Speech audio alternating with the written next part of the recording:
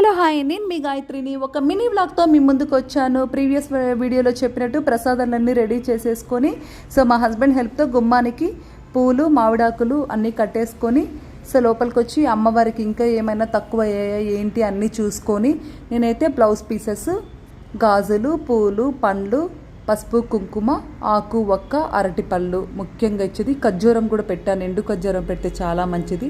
అలాగే పసుపు కూడా పెట్టాలి. తాంబూలంలో మెయిన్గా వచ్చి 3 ఆకులు, 2 అరటిపళ్ళు, పసుపు, కుంకుమ, తాంబూలము, గాజులు, 1 ఎండు ఖర్జూరము, 1 పసుపు కొమ్ము, ₹1 చిల్లర కంపల్సరీ పెట్టాలి.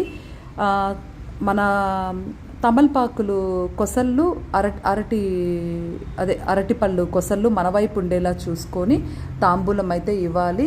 సో ఇలా నేను రెడీ చేసుకుని 9 మంది ముత్తైదులకు తాంబూలం ఇచ్చాను.